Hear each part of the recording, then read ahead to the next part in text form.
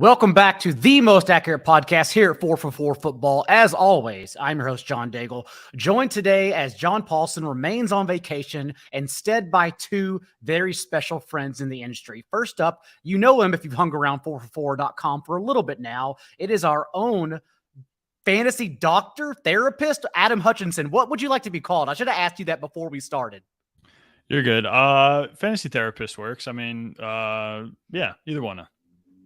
Okay, either way, Adam Hutchinson, who keeps track of the injury index at the site. I believe it will be coming out shortly. You can speak on that more in a bit. And then also, it is not just us today. It is also an actual physical therapist in the minor leagues, also the medical analyst over at our good friends, fantasypoints.com, with Graham Barfield and Scott Barrett. It is none other than Edwin Porras. And I know I'm supposed to roll the R's, Edwin, but this tongue has a little bit of trouble doing that. So hopefully that was acceptable.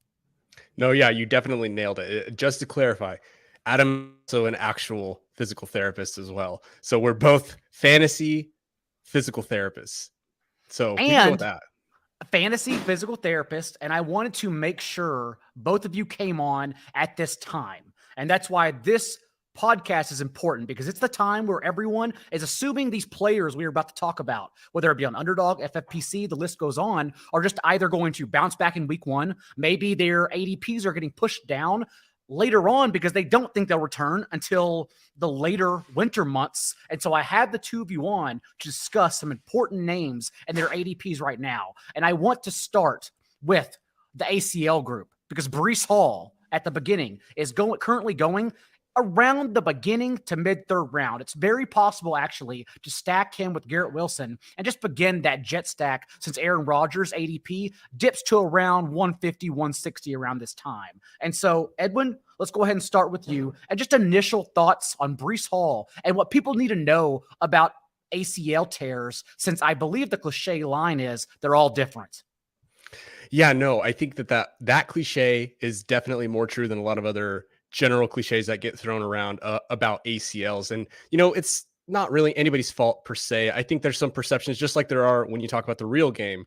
There's some misgivings about technique. There's some misgivings about how to go, what does play action actually do? How does it freeze the defense? It's the same thing when it comes to injuries. There's some old tropes that just sort of get thrown around all the time in fantasy circles, but that's why people like Adam and I exist. So the big thing about ACLs specifically, if I were to boil it down without going on a very long tangent and rant, is if they're relatively minor, and we can get into that, if what that means, if you really want to, if they're a relatively minor, straightforward procedure, if the athlete is, for our purposes, 25 and younger, really even better if they're 22 and younger, if they're just freak athletes, even by NFL standards, and if they have at least 9 months to rehab with round 3 NFL draft capital, all of those factors, big picture, will capture most of the bell curve and will show us, and has shown us in the past with research, stuff that Adam's looked at, stuff that I've looked at, stuff that's in the medical research. Those factors and those things that you include into what you can call a projection typically lead to at least a 90% return from a fantasy football production in the first year back from an ACL. So I said a lot. I'll shut up now. No, that was a great introduction, and also why I bring the two of you on, because again, I'm the one just shouting, just look at the fantasy therapist. They're the ones saying these things. I don't know, but now you can say it for everyone and explain them. And Adam, I think it's also important, like Edwin said, to remind everyone that yes, Breece Hall just turned 22 May 31st. So go ahead and get into Breece Hall's ACL tear and recovery. Yeah, I mean, I think Edwin covered it perfectly there in terms of talking about ACLs in general with return to sports, specifically for NFL and NFL running backs. I think when you really get down to the nitty gritty, fantasy managers just want to know, like, should I draft this player at cost or should I not draft this player at cost? And I think I don't want to assume things, but I think Edwin and I are in lockstep here with Breece Hall when we're talking about where he's currently being valued and his specific ACL tear. I think it's a screaming buy heading into 2023, specifically when you look at what his situation as well, when we talk about fantasy production. And these are some things that I've looked at as well. For whatever reason, and it could be the sample size, it could just be what's involved in the specific route tree, but targets and receptions and things like that the year after an ACL tear tend to not be so negatively impacted. So when we think about with the Jets, with Aaron Rodgers and his type of philosophy, his ability, or I should say his willingness to dump it down to the running back position. We've seen Aaron Jones be an absolute monster in PPR leagues. I think you consider all those things, and Breece Hall is actually a good option heading into 2023. And unlike Breece Hall, if you are buying, which both of you are suggesting to do now, Javonte Williams, as we know, also suffered an ACL tear. The dumbed down way for me to say it is that it was more gruesome than Breece Hall's. Adam, I know you also gave me some data when I filled out Samaje Perine player profile on the site with all our profiles running right now for everyone. So go ahead and discuss Javonte Williams' injury and the difference between his and Breece Hall's. For sure. And I actually, for a more in-depth version of this, I just published something at the 4for4 website. Because awesome. We're company men, right? We got to promote the 4for4 brand and the website. So there's a little deeper dive talking about Javonte Williams for 2023. But on the flip side, I'm a little bit more bearish on his outlook just because of what went into his ACL tear as well. We're talking about LCL, posterior lateral corner, some of those ligaments being involved as well. You get with him, your similar outlook to what we saw with J.K. Dobbins, where he had a rather disappointing season, came on a little bit stronger towards the end of the season. Just looking at research, return to play timelines and things like that. For Breece Hall, when you don't have that LCL or posterior lateral corner involved, average return to play timeline for NFL running backs around the 330-day mark post-surgery. I think that's important differentiation to make too. It's not we're talking about injury, we're talking about when they had the specific surgery. So some wait a couple weeks depending on the extent of the injury. For Javonte Williams, you add about 100 days for his specific injury. Wow. And that's why we're looking at guys last year, small sample, just two players, J.K. Dobbins, Gus Edwards, who both had a similar type injury. Their return to play timelines were much longer than what would typically be expected for a running back coming off an ACL tear. And the thing is, Edwin, and let me know if I'm doing this incorrectly, is that with best ball, we are now allowed to expand our portfolios. And so although I have initially gone on the idea, like Adam is saying, yes, Javonte Williams will not be effective, we also can target, and I can tell myself, well, if he slips to 100, 110 ADP and is my RB3 or 4, which is very possible on Underdog right now, maybe I'll get him back for week 15 and 17. Maybe he'll be effective then. Is that just a lie I'm telling myself, or is at least that possible? No, I think that's definitely possible. I don't take you for a liar, John. So that's definitely something to consider, especially like Adam was mentioning at the very beginning. Like J.K. Dobbins did come on strong towards the end, but it was a rough road to get there. There was a tweet that Adam Levitan put out from Established to Run.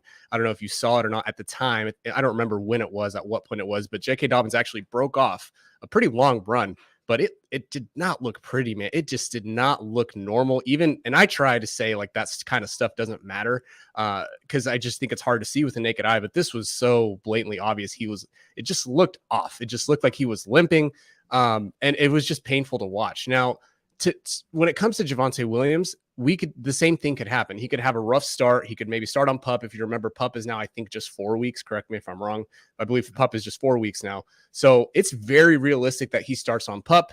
He slowly gets integrated into that offense. It's very possible that at the end of the season, he starts coming on, or it's also very possible that he might have to have a cleanup surgery. We don't know to what extent how his knee is going to respond to high level activity because it is a more complicated procedure, like Adam was mentioning. So with all of that in mind, yes, you're 100% right.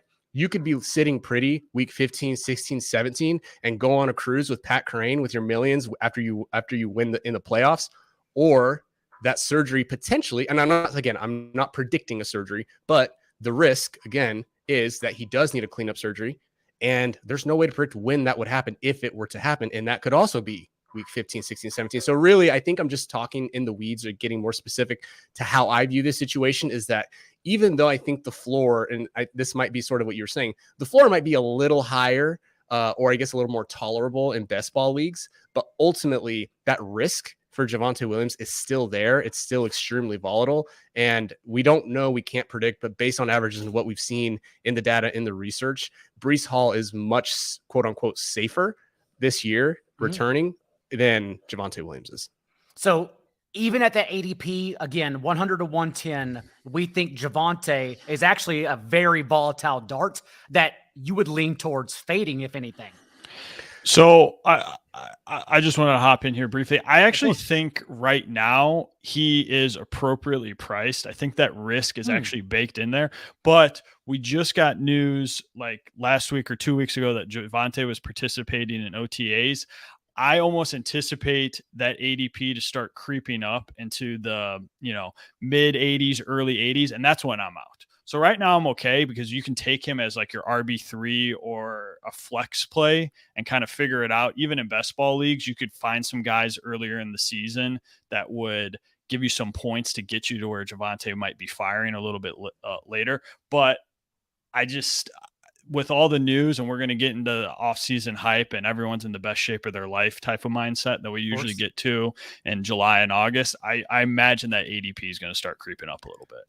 I'm with Adam. I think he put it better than I could have put it. I think that's fine. If he's around pick 100, okay, he's your RB3. You take that risk on. It's baked in. I think once he starts creeping up a little, it really is something that I just don't want to any part of because of the value you might be missing out on by taking him. The other thing I'll say too is to bring in some real life news.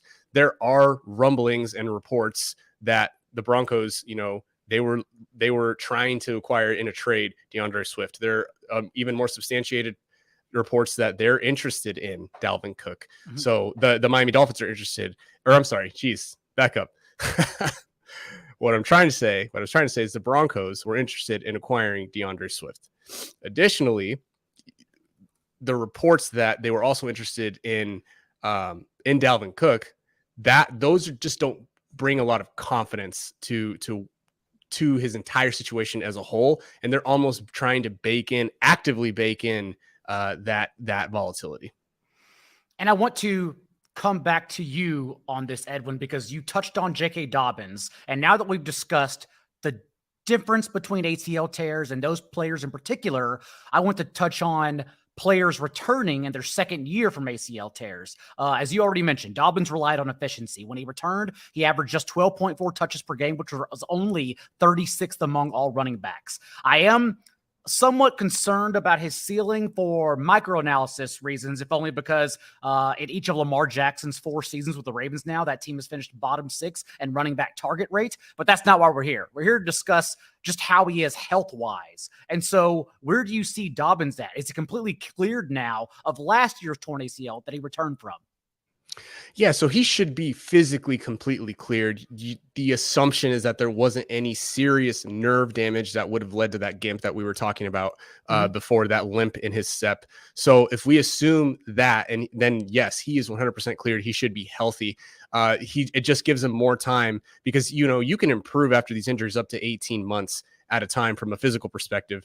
So he should definitely be ready now. And if there's ever been a time to look into the second year ACL, that rule that a lot of people like to apply, this is it. There are specific circumstances and situations where you can actually invest in a guy coming off their second year ACL. You can call it post hype, you can call it whatever you want. But if there was ever a guy who wasn't 100% last year and really just had brutal luck last year from a health perspective, it was J.K. Dobbins. And if we're going to see improvements, we're going to see them right away. So I think that I don't even know what his ADP is right now, John.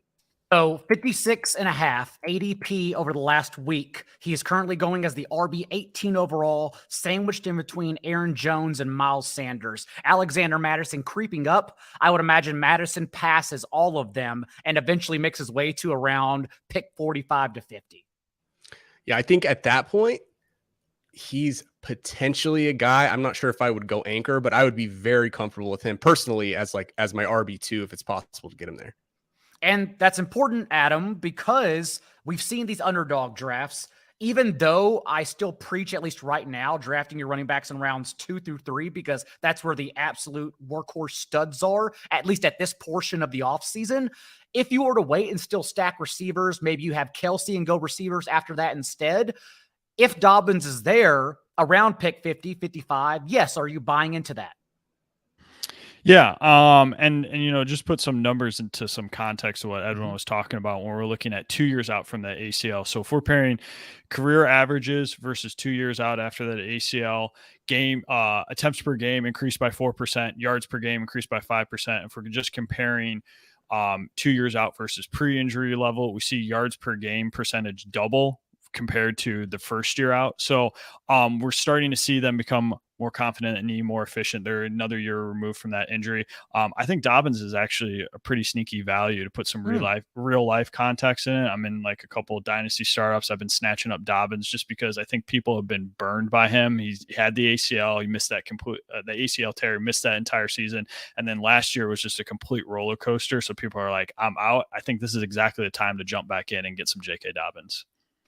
Let's stick with the Ravens because some pertinent news came down the pipe today, and that Rashod Bateman received a steroid injection in his foot and will, I believe, be held out of OTAs the rest of the way, which is only just a few more days for these veterans. So, Adam, is this news we need to already be concerned about, given that Bateman has struggled with injuries his first 2 years in the league, including last year's foot injury?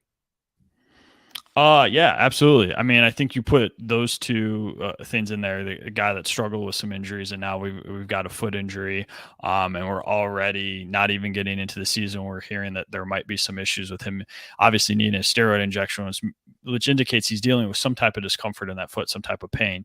Mm-hmm. You mentioned the injury index earlier at the show. So something I'm updating is going to be coming out with the 2023 update very soon here. But of all the injuries that I've looked at for wide receivers in terms of re-injury risk, foot injuries have the third highest. I've measured 16 of the major injuries that wide receivers deal with in season for fantasy football. Foot injuries, third highest re-injury risk. In terms of looking at when that player is diagnosed with their injury, their fantasy production pre-injury versus post-injury, we take a 3-game sample. Production decreases by 25% in that 3-game sample, indicating that even when that player returns to play after a foot injury, they're still dealing with some of those nagging effects. So I think it's a significant thing to monitor. It makes me a little bit nervous about Rashod Bateman. I like the player. I like the profile. I like the Ravens offense. So I definitely want to have some exposure to him this season, but I'm getting a little bit nervous if I'm being honest. Does it pause your exposure, Edwin, in that 95 to 100 ADP range that Bateman is currently going at? You know, I think that this is probably more of a game theory thing, but I'll try to stick to the injury side. At some point, we're going to have more information. I think the injection in a vacuum, no, it's not a good thing. You don't want a guy 7 months removed from surgery getting an injection in the foot, coupled with the fact that there's a chance, just because some of these guys are managed this way, there's a chance that he already tried a course of anti-inflammatories and didn't do the trick. So they're like, okay, now let's inject it. If we extrapolate worst case scenario, there's a chance this is on the table that part of the reason that he's having this discomfort is because of the hardware that's in the foot in the first place. If they have to go in there and remove that hardware, that's another setback, another several weeks. It's just not an ideal situation on the extreme end. So the bull case, I don't even know whether it's the bull case or I get confused with the bull case and the other case, whatever the case may be. The positive case is this is sort of water under the bridge. The injection solves the issue. He continues on with his rehab. Maybe he pops up on the injury report, a handful of times, like Marquise Brown did the first in his rookie season after his list, Frank. But overall, he's able to contribute at a decent clip, and he pays off at that 95 to 100 ADP.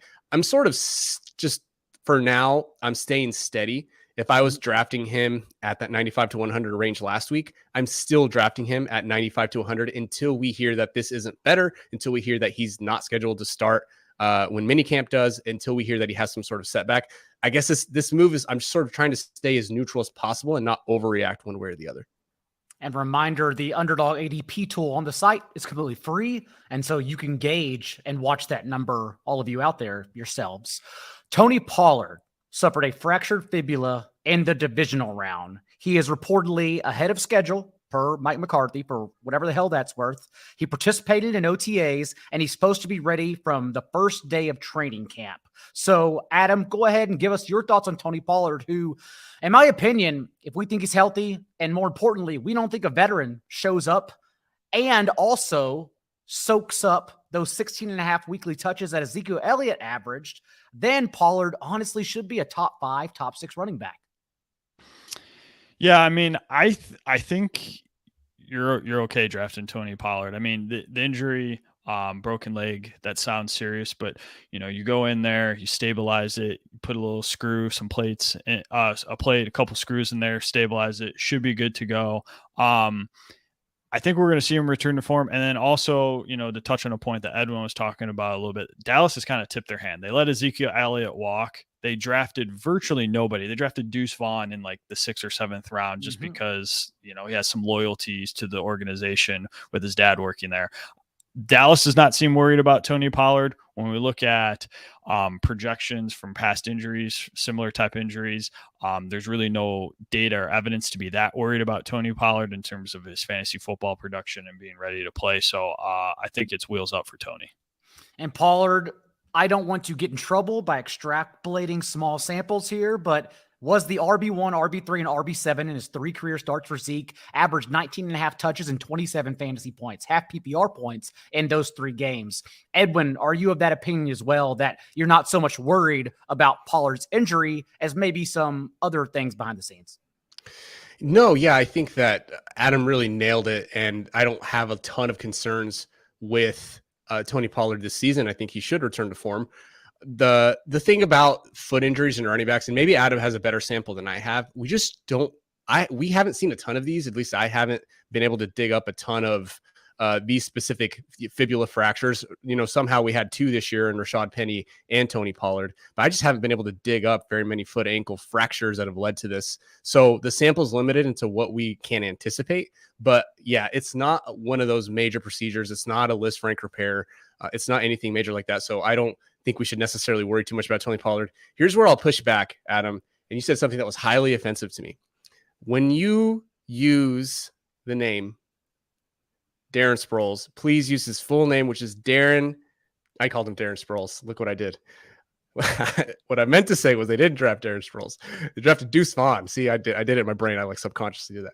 And his name is Deuce, future Hall of Famer Vaughn. So please throw some respect on the name.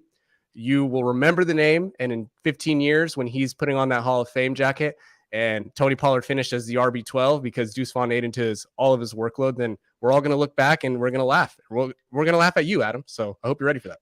Kansas State alums, come after me. You know my Twitter handle at @TheRealAdamH. You can find me.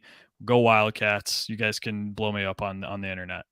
Even in being a Deuce Vaughn fan, I don't know how many Hall of Famers are 5'5". We'd have to look into that one. Certainly an uphill battle Vaughn is facing. But when your only competition is Ronald Jones, then, the sky really is your limit, at least for backup touches. On the other hand, as we know, we just talked about, Tony Pollard suffered a fractured fibula. Edwin, is there a difference in that and what Rashod Penny suffered in having that clean break fibula in October, since Penny was at least participating in OTAs last we heard? So I'll be 100% honest with you. I haven't seen the specific details on either of those of injuries or big differences. I've been treating them as if they're the same injury. So I'm not as concerned with Rashod Penny. I know he's got a much longer history. There are exceptions to the rule. I don't really love the narrative of injuries slowed him down, but my Lord, if there's ever a guy where lower body injuries are going to accumulate and just really sort of zap his explosiveness, it's got to be Rashod Penny. I mean, the guy has just had the worst luck. He's had the ACL, which turned into a pretty complicated situation. He missed like 13 games the first year back. Then he had, now he has this ankle issue that he's dealing with. So he's had hamstring issues. So from a volatility perspective, it's really hard to look at him and view him the same way as Tony Pollard, when his injury history and his track record just isn't the best. You worry about a hamstring recurrence. You worry about potentially a complication with the foot ankle. He had a complication with an ACL, right? So there are things sort of that are a little bit more peripheral and extraneous when it comes to Rashod Penny's profile, in addition to sharing a backfield now, that I'm not as confident in him as I am in somebody like Tony Pollard. And because the only positive thing that Rashod Penny has going for him is he's not being backed up by a future Hall of Famer. It's also annoying that Penny played every game in college and then gets to the NFL and suffers all these just nuisance injuries It's the every worst thing. single year. You It's know, the just best crazy. predictor of future injury or future health is previous health. That's what it's supposed to be, but that It's definitely supposed wasn't to the case be. for him. Right. Adam, your thoughts on Rashod Penny? I mean, pretty much the same thing. We saw him enter free agency and pretty much immediately get scooped up. Similar type injury to Tony Pollard, where he should be ready to return to play. But I mean, when we talk about a running back, and Edwin might also get mad at me for this, because I mean, if anybody carries the injury prone label, it's definitely been Rashod Penny. Unfortunately, the guy's had just a myriad of lower body injuries from when he entered the league. You know, we go back a couple of years here, but you know, 2022, obvious tibia fracture that we talked about there. 2021, dealing with some groin strains and some hamstring strains, came off the ACL injury the year prior. For whatever reason, just has not been able to put a full season together.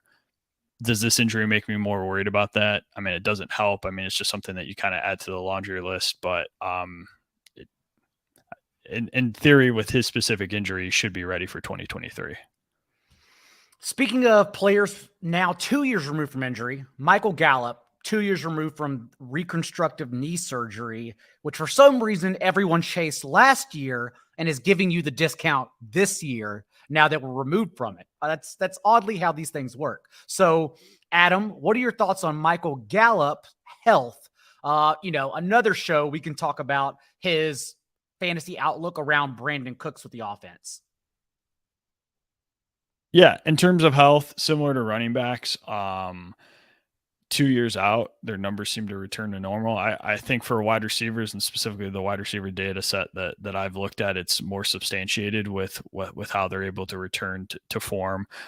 Looking at some of those metrics in terms of targets per game, yards per game, things like that, those seem to normal out the 2 years removed from the injury.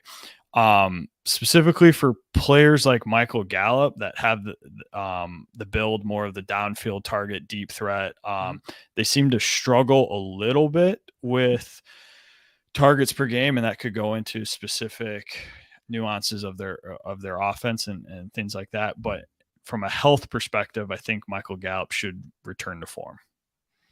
And what about for you, Edwin? Because I have admittedly been taking Gallup just for the dip. I don't know if he earns targets over Brandon Cooks in this offense, but I at least know that we're getting this sudden discount from his last year ADP tag. Yeah, I think that Adam really nailed it from a physical perspective. If anybody's going to fall into that second year, sort of, if you want to call it a breakout, it's going to be Michael Gallup and J.K. Dobbins. Michael Gallup had a super late season ACL.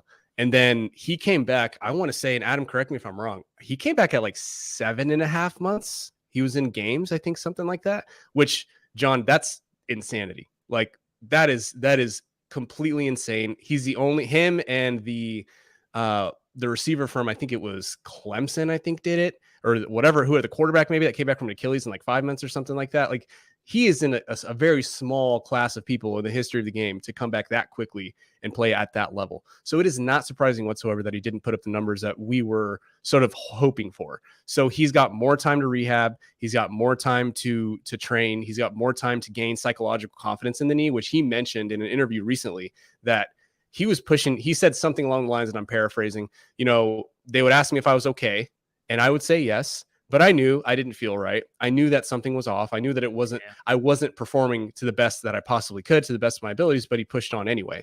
So I definitely think that if you're going to invest in a Michael Gallup, there's some really, really fun, potentially hidden equity that could come from him, at least from a health perspective. You say 7 months is crazy. I still think it's crazy, although I'm happy for him that 1 month later, they gave him $57 million. They just pretended like he never suffered an injury and paid him as like a top Z wideout. That part to me is still befuddling, even for Cowboys. I'm going to chime in here real quick, because this just, we got two physical therapists on here. We want to talk a little sports medicine. I just wanted to nerd out a little bit, because it is super fascinating. And I think it's an adjustment some people and fantasy managers are going to have to make going forward, that prior to 2022, the average return to play timeline from surgery date to when they returned for wide receivers was around 48 weeks. And last season we had Robert Woods at 38.5 weeks, Chris Godwin at 35.5 weeks, and Michael Gallup at 33.5 weeks. So we're seeing that average decrease a little bit, return to play timelines accelerate a little bit. I think it's an exciting time in sports medicine when we're looking at some of that. But I think everyone, when they look at ACLs, they go, oh, it's 9 months, or oh, it's 12 months. We're seeing that bell curve shift a little bit, and sooner return to play timelines are going to become a little bit of the norm. Obviously, it's person to specific depending on the injury, but don't be surprised when some of these guys come back in 7-8 months following an ACL tear. So if that's the case, then Adam, let me kick it back to you. Are we then going case by case with these players, thinking that, like Chris Godwin, right? We knew we weren't going to get him the first month, at least at full health. But then we saw within 2 or 3 games, that was the only time lapse for him then being a startable weekly asset in fantasy. Although, the ceiling didn't get there because of what that offense was last year. But is that suddenly then giving us a discount on players that we should be targeting if this bell curve continues because of sports nutrition and science getting better? I think it depends a little bit on the player. I mean, this is like a fantasy football aspect versus like a real life NFL aspect in terms of like return to play. But when we're talking about specifically for fantasy football pocket, because I mean, that's where our audience is. They want to know, when's my player coming back and how many points he's going to score, right? That's pretty much all fantasy gamers are going to care about. I think it depends a little bit on the player. When you look at some of the guys that have really come back, and it's guys that are obviously better, so they're going to produce more fantasy football points. But I'm seeing a little bit of a trend with some of these guys, like a Cooper Kupp, like a Julian Edelman, like a Keenan Allen, that are these target machines in terms of how they operate in their offense, as opposed to the deep ball threat guys that have limited opportunities to succeed. That I'm going to fade off of those guys a little bit when they come back and go more to the guys that have already carved out a role in their offense, or they're going to manufacture some touches for these guys because their efficiency numbers are going to drop up. But if you can boost that with a little bit more volume, they're going to be safer plays. Any thoughts on that, Edwin? I think that Adam really nailed it there. The timelines are definitely shifting. I think that there is, with more available data for sports med clinicians out there, and as we all know, every team is so competitive. Every dude is so competitive. And I've been able to have some conversations with some people who not necessarily NFL, but some front office, at least, staff. And I've actually had this conversation. It's like, how does a guy get rolling? Because the other part we haven't even touched on, I know we're sort of going off the beaten path here, John, I'm sorry. No, the other stuff we haven't even touched on is that the 9-month mark is, again, you could argue, you could debate, you could talk about the sample sizes and what the population was when they looked at these studies. But essentially, we think, or we view as a medical community, the 9-month mark is like the benchmark. You're a person, generally speaking, their risk of re-injury, of re-tearing the graft, significantly dips at the 9-month mark. I think, Adam, you can correct me, I think it's like 2.7 times higher before that 9-month mark or something like that. So the re-injury risk is definitely high. So even though we can't see these pushed up timelines, and we can see guys like Cooper Kupp, Julian Edelman come back and contribute, what fantasy managers, to bring it back home, fantasy managers do have to weigh that re-injury risk specifically, because within that first, let's say they do start coming back at 7.5 months, there's about a 4 to 6 week timeline where fantasy managers have to hold their breath, even throughout the whole season, potentially, because we've never seen that before. And maybe coming back too soon leads you to an increased risk anyway. Maybe once you decide to come back at that point, your risk is already elevated. The bottom line is we don't know because we haven't studied that. So it's really comes with a lot of unknown fears. But when guys, what the point I was trying to make was, when guys start to get that momentum and front offices see that, and the medical staff they're checking boxes and they're looking good and they're feeling good, then you get a situation like Chris Godwin. It's like, all right, he's out there 8 months, week 1. But we saw the exact thing that I was just mentioning. We saw him out there 8 months post-op. You'll have a really hard time convincing me that hamstring strain wasn't at least part the ACL wasn't part of why that happened to him and why he had a recurrence of a previous hamstring strain. That's just, it's kind of, I can't prove it, but it's just really hard to argue the other direction. So those are the risks that fantasy managers are going to have to start making. And people like Adam and I are going to really have some explaining to do when all these injuries, re-injuries, and risks sort of shift and change. You always have jobs. It's okay. Speaking of re-injury as well, Adam, someone that consistently is injured due to his chronic shoulder ailments is Dalvin Cook, now a free agent. As Edwin mentioned earlier, even Dalvin Cook linked to the Broncos, given that George Payton is the one who drafted him in Minnesota. Dalvin Cook has also been tossed around Miami and with the Jets potentially. Many options for him to land. And so wherever he lands is potentially re-injuring that shoulder, something that kept him out a game or two last year as well. Is that something that can occur potentially at his next destination too? 100%. And on other shows, Edwin and I have talked about Dalvin Cook a ton. We've gone back and forth. My personal philosophy is if you draft Dalvin Cook, just pencil him in that he's going to miss 2 games, because that's pretty much what ends up happening with him. He carries a high re-injury risk in terms of injuring that shoulder. When we look at just running backs in general, in terms of the re-injury risk for shoulder injuries, it runs around 10% based on, again, the aforementioned injury index that we talked about. I think for Dalvin Cook, you 3x that a little bit based on his injury history. Going back to some of the fantasy football production, I mean, will it limit his fantasy football production if it becomes an issue? I tend to think no, just because, like I said, you pencil him in for missing a couple of those games. He might get injured mid-game and have to leave early. But in terms of the running back that he is, looking at some age production curves, he still kind of falls in that bell graph of he's an all-purpose back that's involved in the rushing and receiving game. Average age apex, you will, for running backs tends to be around that 24 to 24 and a half year old mark.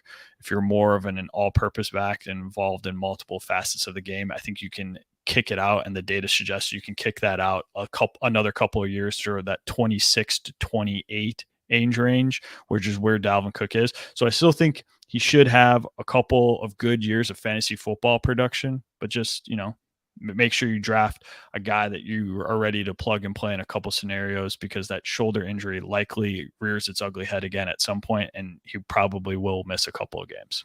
And I should clarify, Edwin, that he didn't miss games last year. He just left a couple early because of that shoulder injury. Since he was cut from Minnesota, he is still going as the RB24 overall at 77 ADP. I would imagine that continues to sink behind Isaiah Pacheco. Rashod White is getting steam, maybe even James Conner as well. And so how do you feel about his ADP in that range as a low-end RB2 for best ball purposes?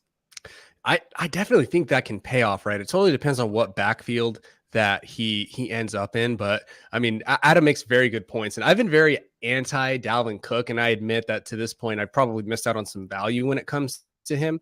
So, pencil him in, like Adam said, 2 games, maybe 3. You do always have that, like, okay, it was a high energy dislocation this time, re-damaged the labrum. I'm relatively certain, I have to go back and double check, relatively certain he's had a labrum repair on both sides at this point. So that's going to be something that you just have to live with. He's at a bit of a higher elevated injury risk than a lot of other running backs. But again, if he's going as, the RB, what did you say? RB24, I think you said? RB24. Yeah. I would imagine it dips a little bit, but right now, basically for the next week, we will probably be talking about him as a low-end RB2, high-end RB3. Yeah, he's definitely a guy that I view in a similar ilk as like a J.K. Dobbins. You can get him at a bit of a discount. Don't expect a massive ceiling of a year, but they can definitely contribute. They can definitely contribute to your team, especially in best ball. They'll have spike weeks every now and then. You never know when they're going to come. And when they don't come, okay, you sort of are insulated for it because you drafted around that strategy. I think the other things to consider too, that from a best ball perspective or late round dart perspective, whoever Dalvin Cook is backing Dalvin Cook up, take a flyer on him. Like I said, there's that elevated risk. We got to look at both sides. If there's an elevated risk for Dalvin Cook to go down 2 games at least, if not an entire season, then whoever the guy is behind him, we got to take a dart on that guy. And right now, both Ty Chandler and Dwayne McBride, who has yet to appear in OTAs because he's still rehabbing from the same injuries that held him out of the draft process, both of them are available in the 17th, 18th round behind Alexander Madison. With Brock Purdy, I want to kick it to you, Edwin, for the lore, the tale of what is happening, since Purdy has increased his ADP of late as an last round, 18th round pick in Best Ball Mania. And so if we think he is there for week 1, I would imagine he is the starter if he's healthy, and thus he's a tremendous value in the last round. But do we think he's going to be healthy? So he is cutting it very close, I'll say. It's very, even for a quarterback, which is a very, very different position than a pitcher. For week 1, he's cutting it really close. So basic, and I'm going to say this because I don't think these things are relevant, but I find that some people actually do want to know. If you're listening to this podcast, you probably are at least curious. The reason that Brock Purdy has a chance to come back and the difference between Tommy John and a repair could be really confusing. Long story short, a Tommy John is a total reconstruction. You have to redo the ligament. You put everything in place. Even a quarterback would probably take roughly 9 to 12 months to come back from that. What Brock Purdy had was a repair. What you do with the repair is you still take the native ligament. If you imagine a ligament, let's shred it up. Basically, this ligament is still good enough, and they can sew it back together, nice and tight, nice and neat, reinforce it, and then they close it back up. It's a much straightforward procedure. So he's, I think, has started throwing at 3 months is what it is. And because it's a much less stressful act throwing a football than throwing a baseball, he can progress through a throwing program much more quickly as well. So he's going to be right around the 6-month mark, I think. Is that right, Adam? I think the 6-month mark when week 1 hits. So I had it closer to, I think, 7, but I think you're 7. Okay. Yeah. So if he's closer to 7, he's definitely got a chance. He's definitely going to be in play. And from a health perspective, he's at a slightly increased risk. You could always have the Josh Allen situation where somebody comes and bats his ball down and he can re-sprain the UCL. But there's no reason to believe that he is sort of this increased super crazy injury risk. Maybe his deep ball is a little less accurate, which I don't know how often Brock Purdy actually throws a very deep ball. They could probably disguise it with crossers with Deebo Samuel, George Kittle out of the backfield from McCaffrey. I'm not sure how often he's going to have to huck it 40 yards downfield. So I don't think that this injury is going to impact him to a really large extent, but I'd be interested to hear what Adam has to say. I mean, I think we're in lockstep here, to be honest with you. I mean, you talked about the differences between NFL quarterback and MLB pitcher. It also comes down to the repetitions. I mean, even with them managing pitches, and a typical pitcher is probably going to throw somewhere between 70, 80 pitches in a major league game, depending on if you're starter or a relief pitcher. I mean, for Brock Purdy, he's probably making, in the Kyle Shanahan offense, with the way they like to run the ball, somewhere between 15 and 25 passing attempts. I think his timeline lines up for him to, even though it's cutting it close, Edwin did a good job breaking down like a Tommy John and a repair, the differences there. I think he's going to be ready for week 1. I think he become, for, like you were saying, John, he's the week 1 starter, and then the 49ers try to figure out what they're going to do with their quarterbacks. If they were to hold him out a little longer, if that 7 months up to week 1 is just a little too soon for them. For instance, the 49ers play their first Thursday night football game on week 3 and then return home for a 10-day rest in week 4 at the beginning of November. So let's say if he were held out, if we think he's going to be there in November, does that mean, Adam, that he has less of a chance to potentially like re-injure himself if they're holding him out even longer to get more rest? Or is it the same percentage? Yeah, it's hard to quantify those numbers specifically. I think basic logic tells us that if you give yourself a little bit longer to recover, then your injury risk decreases. That time frame, I think, is so small that, like, if he wasn't ready for week 1, they would just hold him out. It wouldn't necessarily be like, oh, we can get this extended rest break, so let's give him 2 more weeks of rest or recovery.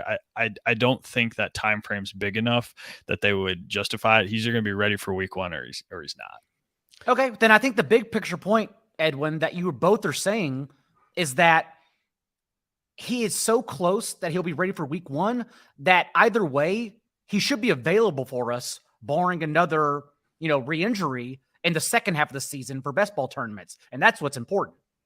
Oh, 100%. 100%. I do think that he'll be ready definitely by the middle of the season. Like, he should be rolling. The only reason that they would really hold him back is if he's not recovering well, if he continues to have persistent tightness, if he, takes a couple days to recover as opposed to being able to recover immediately in the 24-hour mark. His right now, he's really progressed to the throwing, and his rehab is slowly transitioning into more of a maintenance program. So how his ligament and how his elbow responds to the throwing program that they're going to give him, and San Francisco does, they have a really good sports science department. They are going to do everything they possibly can to get this guy back and get him healthy. I think that if he doesn't return, it's probably a matter of recovery and less so a matter of a re-injury risk.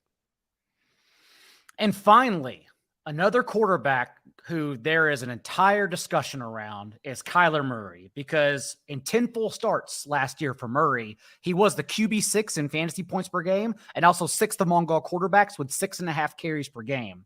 But now we have this looming injury. We have this new Cardinals regime clearly in tanking mode, and not only with their first round pick, but also Houston's first round pick this upcoming season. And so let's begin, Adam. Let's step back and just talk about Kyler Murray's health. And right now, what does his rehab and injury timeline suggest? Without discussing game theory, when should Kyler Murray be on the field if they had intention to bring him back this year? I mean, yeah, all that stuff you laid out is what makes it such a difficult case. Polarizing. But I think if we're if we just look at it specifically from his injury timeline and taking consideration the quarterback position, which is a little bit different than some of those skilled positions, wide receiver, running back. From that perspective, he should be week 1. He should be Arizona's week 1 starter. But there's a lot of other stuff that you talked about that really muddies the water there. But yeah, from a health perspective, I'm thinking week 1 he should be good. Wow. Okay. Because right now, again, QB 22 on Underdog. So I think everyone is assuming, Edwin, that he just won't play or that he's not expected to maybe even come back until the second half of the season. And that's why the team would hold him out. But if we think he's going to be healthy, this is the first time I'm hearing this actually, Adam, healthy by week 1, then maybe do you think he's a discount at this time? I do. I definitely do. I'm not sure if you said it, Adam. I'd be curious to see what you think. He did have a meniscus, and typically with a meniscus repair, you have to be off of unless it was a trim, of course, you have to be off the knee the first few weeks or month-ish before you can actually start your rehab, which that tacks on the back end a few weeks too. But I'm not sure, Adam, do you know if it was a trim or a repair? I don't have that. A super nerdy question. Everybody's wondering what that means, and it's a super nerdy question, but Adam knows what I'm asking. Yeah. So basically, if you go in there and trim it, it's not that big of a deal. But if you have to sew it up, it's a little bit longer. What were you saying, Adam? I was going to say, I don't have that specifically. I'm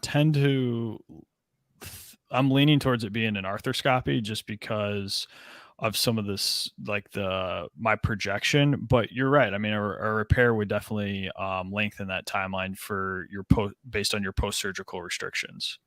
But still, with that, it would even be so. Basically, Adam and I just painted out what the best case and sort of worst case scenario, again, from a medical perspective, are. I don't think that it would tack on anything more than about a 4-week difference if he did have that repair.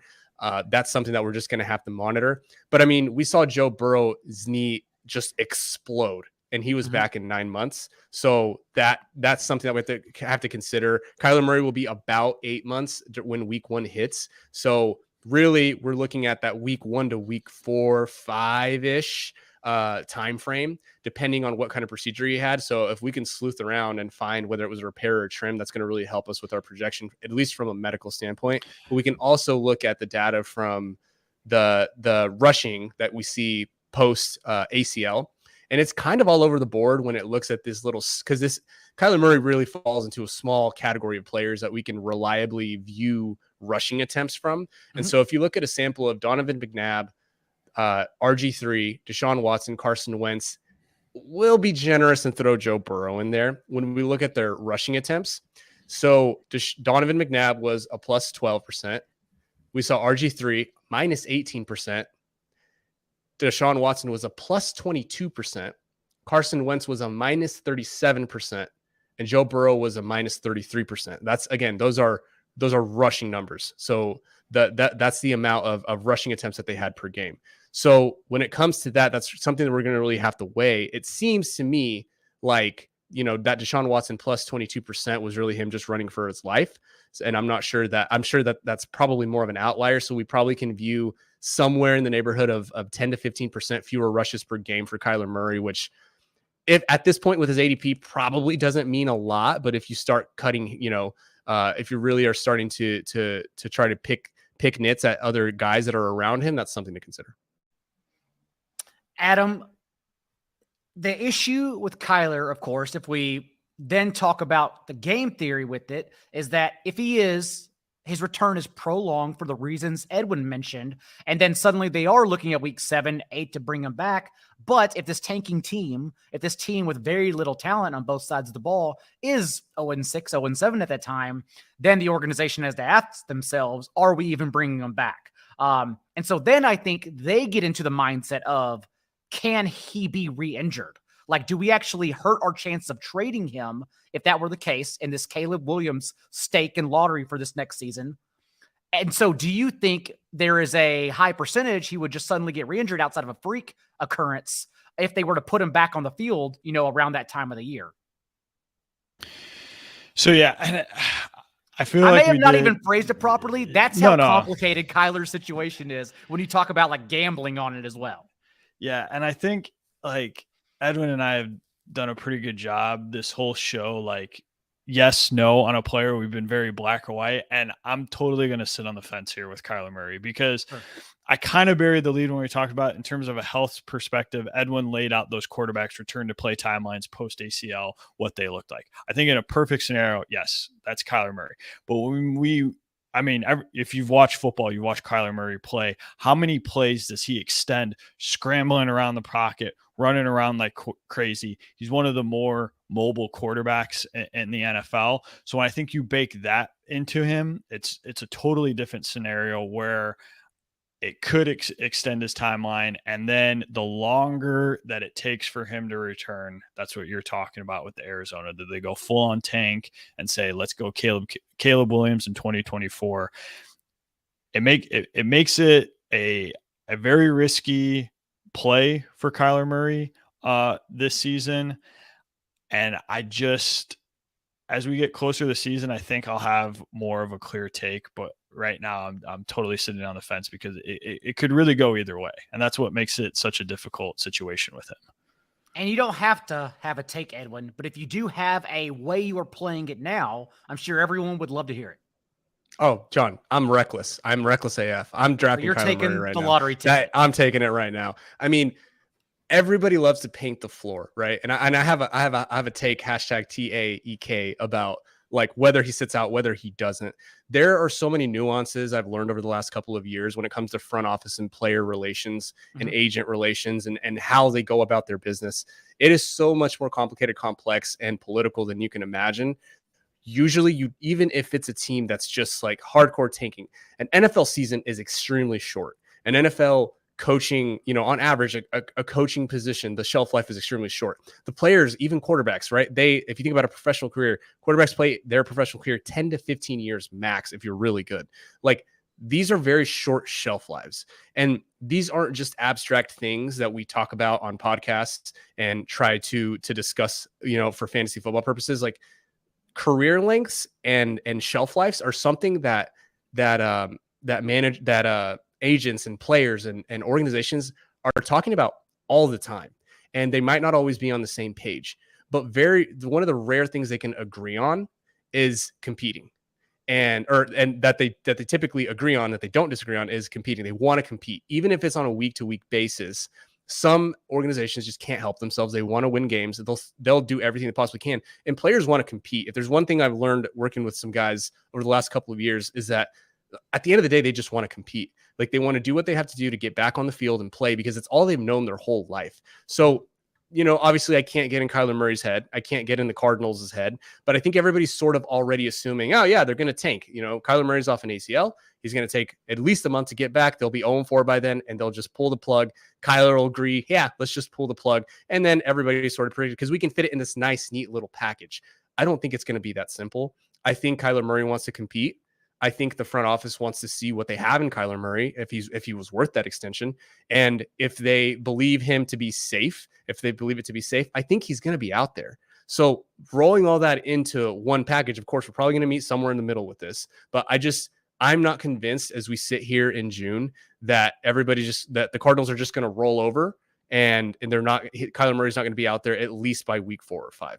So that's sort of my take. That's where I'm at. That's why like I said, maybe I'm being reckless. But I'm accepting and embracing the fact that I don't actually know. But that's like the beauty of best ball, right? Specifically, is that you can embrace the unknown. Sometimes it works out for you and sometimes it doesn't. But given the ADP and everything we know, like, Adam's being much more reasonable about this, but I'm drafting him. I drafted him in a best ball draft like a month ago, or like more than a month ago, and I was super excited. I thought it was going to be one of those things everybody would come together and high five me on Twitter.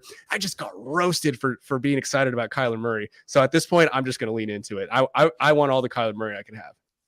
I'm going to add one cherry on top to Edwin's piece to make it a little bit sweeter too about Kyler Murray. And this is another topic Edwin and I have disagreed on a little bit, but that can be for another show when we talk about like re-injury risk or hit rate for mobile quarterbacks. Okay. And this is something I looked at a couple of years ago, but looking at mobile quarterbacks specifically in terms of their running rate, Kyler Murray is one of the safer quarterbacks in the sense that on average, those quarterbacks got hit or tackled around 60% of the time. Kyler Murray was well below average at 48%. And then when we look at like big hits, plays where quarterbacks were absolutely blasted or destroyed, he had the second lowest big hit rate at 7%.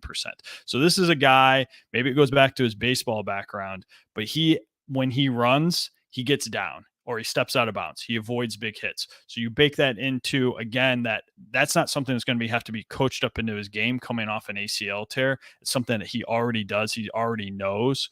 It makes it a little bit sweeter. So yeah, I just wanted to add to that little caveat as well. And my only take is that at least if you're drafting him for QB3 builds, and I understand in these large field tournaments, we're playing for $3 million on underdog in particular, you do have to draft as if you're correct. You do have to take Kyler Murray and pretend at like in 2 QB builds that he's going to return. But right now, in my opinion, it's so inconsequential to get someone with that proven ceiling as the QB 22 off the board. There are only 216 picks in an underdog draft and at a best ball mania draft. And he goes at picks 168. Just think about that for a second and his ceiling. It is so inconsequential that yes, I do end up taking him, even though I don't have an opinion whether this guy actually plays or not. And that's where I sit on this subject. Edwin, tell everyone where they can find you and what you have going on right now. Yeah, so right now I'm on Twitter, FB Injury Doc. You can find me there. All my written stuff is fantasypoints.com, and the newsletter that I recently started up again had to move off of the natural Twitter, whatever platform they had. So I moved on to a new one, and it's a beehive and it's free. So I recently just put out 2 newsletters about some of the stuff we talked about much more in depth, the second year ACL and performance outliers after ACL. So maybe I'll toss you the link or something, but that's what I'm working on now. And eventually the ebook that I'm publishing in July. I'm excited for that.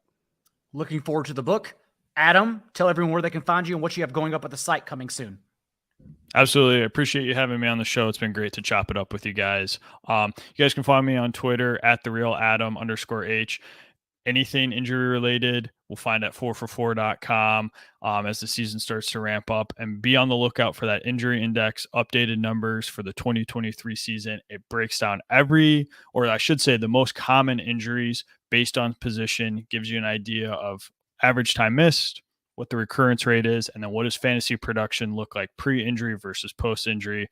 So if ever your favorite fantasy football player got injured, you would have a plan, and it would help you navigate the waiver wire. That will be coming out very soon at 4for4.com. And remember, there is much more on the 4for4 YouTube channel than what you see on the site, and you can subscribe for free. So until next time, every Wednesday, 12:30 p.m. Eastern, live on the channel, be a little bit kinder than what's required. We'll see you then.